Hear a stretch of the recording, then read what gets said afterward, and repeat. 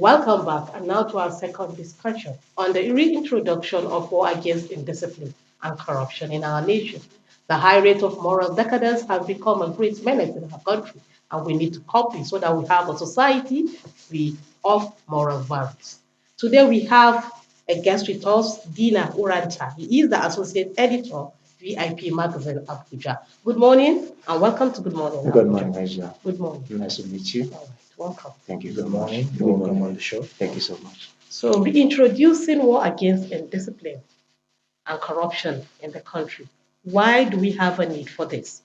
Yeah, we really have a need for this because when you look at what is training around the nation today, ranging from the insecurity and the youth in the streets, forget about the issue of unemployment. If you look at our children today, the youth, they don't look at people that are well trained. There are a lot of indiscipline everywhere, indiscipline in governance, indiscipline in schools, indiscipline in community. There is a need for we to introduce something that will bring order to the society. Gone back those days when I was young, those 80s, I think I was trying to get a glimpse of how life was. I remember our former president, President Muhammad Buhari, then he was the one that anchored the war against indiscipline and corruption and also introduced SAP, structural adjustment program. Nigerians were confused everywhere. People were so surprised. Why is this man bringing all these things? But then I was a juvenile. I didn't understand what was going on. But today, when you look at the nation, I find out that we need leadership that will reduce indiscipline to the society. I don't want to talk about the dress code. When we are disciplined, from the civil service, from schools, in governance, in the communities, everything will work for our own good. And the issue of corruption is not something that we need to I need to say much about. It's something that I believe with us in 1960, and we need to do something about it. No nation grows with corruption. You can never get to the pinnacle of that stage of being a developed nation when people cannot be accounted to what they are doing in governance, when people in the streets cannot be accounted of what they are doing in the streets, you can't pay tax to government, and government cannot be accounted to the tax that people are being paid to them. You see, that is why we are still struggling.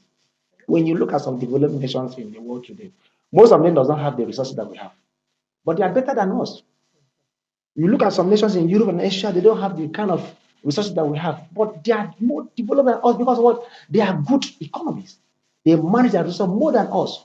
So we need to introduce discipline as well, discipline in everywhere, and make sure that we tame corruption. If we don't change today, the future will not change.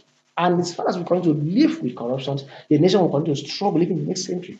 Okay. Let's examine this war against indiscipline and corruption that was introduced in 1984 and the impact it had then. And why are we projecting that if it's reintroduced, it will have the same impact? Let's not also forget that this was introduced during the military dictatorship, and we are in the full democratic dispensation now. So, Yeah, we should not be living on sentiments of military dictatorship. I keep telling people, some people will say the best civilian government is better than the worst civilian government is better than the best military. I don't agree with that. It's all about the mindset. Because democracy in Africa is something that is a bit different from what we practice in Europe and America. Democracy in Africa is something that gives room to everybody to do what they like. A president of a nation might have a good mind, but what about the senators? What about the governors? They might have different mind, and they are would you all have to make sure that the president also succeeds in implementing what you have to do. I get me. won't the same be said if the president now has a mind of bringing war against indiscipline and corruption, that is going to fight corruption, and the National Assembly members are corrupt, presumably, Okay. and the governors are corrupt, presumably. Okay. How will it work? Okay, that's exactly what I'm trying to say. In every system, there must be rules and regulations. There must be enforcement of law. If Americans can succeed, we can succeed. It's all about the mindset. That's why I keep telling people that political parties is not about bringing people to come and stand for elections. Bring out people that deserve to rule us. They are good leaders in this country. When people say we have leaders. It's not about the party. I cannot bring candidates. I don't have the strength to bring candidates. Candidates must come from political parties. When you present the best that have the love for the nation, that have the love for the future of the nation, they will bring the people that will say, okay, enough is enough. For the past decades, we have been running for the success of for individuals. We have been doing all these things for people's family to succeed and not in the interest of the nation. So we should In, start looking in, at the interest of in the a nation. case So where even if you have good there are leaders, such we'll be able to leaders, enact such law. let's say we have such leaders, as you have mentioned, and the political parties, as far as the Electoral Act is concerned, are the vehicles through which candidates Candidates can emerge. stand for election. Okay. What of these good leaders, say yourself, myself, do not have the funds necessary for this? That is exactly what I'm trying to say. The systems must be looked at. Okay. It shouldn't So be you all are about calling for forms. a reform. Yes, it shouldn't be all about forms. You see, Okay. what we are doing in the country today is that we are just doing what will benefit each particular party. You can't be selling presidential form and that's the level of how much. And you expect quality leaders that have not really been in government, people have not really have such amount of money to be part of the presidential race. You have to bring it to the normal rate for all Nigerians to be part of it. You know, we have to look at the system, we have to readjust a lot of things to accommodate people who have the quality to run the system of government of this nation. Corruption in this nation will not help us. Corruption is something that we must agree on. We have to agree on this. Let's do away with it completely and see how the future can change for a better. All right, you mentioned change. Change begins with you. Of course. So, how will you, as an individual, bring an end to corruption and indiscipline in the country, starting from you? That's if I've been given the opportunity. From where you are, you can start from a small place. I have already, we have already done that. I've started from a small place. Okay, and explain to me how Yeah, you how do we started. start? Because we have done it. I've done it with NGOs. Okay, You understand? We try to bring discipline into the youths, the lives of the youth. We are trying to bring discipline into the life of the children. Let me set one example for you. I have about 2 to 3 orphanage homes in the past where I do go to anchor them about the future and how to live their lives. And I'm proud to say today that if you go to those orphanage homes, you find out that the young ladies have now, the young girls that have now gone to be ladies, their dress code are different from even some ladies that are well trained from families. You see, the way the children behave, the way they live their life is different from. So, which simply means they have not lost their way. So, people that have discipline in them, that have discipline, are the ones that brought them up. They're accountable with what they are doing. You understand? So, it's all about what you have. What is what you have that you give out to the people. definitely. So, I've started my own where I've engaged myself, even in my place of work, at least they can testify to the kind of Okay. person I am.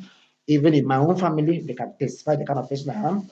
Even the people I've worked with. So discipline have to start from anywhere you find yourself. And when your people are not disciplined, there must surely be corruption. That's why I say indiscipline leads to corruption. When you are not disciplined, you don't know that this is what's supposed to be done, and this is not supposed to be done. It leads to corruption. Well, The society is full of this low, high rate of moral decadence. And I think individuals, it starts from the home. Of course. The parents has a very important role to play to make sure their child are disciplined. So if as a parent you failed, how will the society develop? So when you look at, I keep telling people that even the security systems, if you look at the nations today, today you hear, oh, 22 people have adopted as so that all those things are things that's not supposed to occur in this nation. Nigeria are bigger than pockets of criminals. We cannot create room for criminals to hijack the nations. Pockets of people that are not even up to anything. Look at the northeast, look at the north, look at the northern part of the country. When I was growing up in the south, we always look at the northern part of the country as the heaven of Nigeria. But what is happening today? And our people are silenced. People are being adopted, killing, molesting people everywhere, and nobody's talking. What's the rule of governance? And why are we paying taxpayers' money to our security system? Why are the government reading budget every day when we are not safe, when they cannot provide security to life and properties? You see, these are the things we need to look at too. I keep telling you, indiscipline leads to all these things. If there's no corruption in the systems, we will not be running helter skelter in a nation that have a lot of abundance to give back to their people. Remember what happened during the former regime of Goodluck Jonathan, the regime before Buhari came in. Somebody was assigned with a lot of billions of naira to go and buy arms to fight Boko Haram, and he said to divert it to his own personal luxury, and he paid the supreme price. So these are part of why we are suffering. Americans that are developed, they don't have two heads. They are like us. It's only that they have decided over 100 years ago, 5 centuries ago, to be where they are today. And where Nigeria are today and where we deserve, because we have never planned to be in the position where the Americans are and the Germans are today. If given the opportunity to lead this country, what change will you bring about? I'll go with the legacies of the late Jerry John Lawrence. That's my number one African ever. Go and look at his history. When he was going to run Ghana, rule Ghana. How you act? We have genuine leaders in Africa. The late Jerry John Lawrence led the way. He showed Africans how things are supposed to be done. And you can talk about the Ghanaian Fire Human, the human rights activist. You have to be very decisive in action, leader. To me, it doesn't matter what is the democratic system of government. You have to tell you this is what you are looking for. You have the supreme power as a leader. No matter how it's be subdivided because of democracy, you have the right to tell your people that this is how I want my nation to go. If I have the opportunity, Nigeria must change. Nigeria will change, even if it means a quarter of the population leaving us for good. Let the rest live in luxury, as far as the next generation is concerned. Okay. Thank you very much for that. Well, a very interesting conversation this morning. Thank you for coming on the show. Thank you. All right, we've been speaking with Dina Urata, Associate Editor, VIP Magazine, Abuja, on the reintroduction of war against indiscipline and corruption in the country, because we need to bring an end to indiscipline and corruption so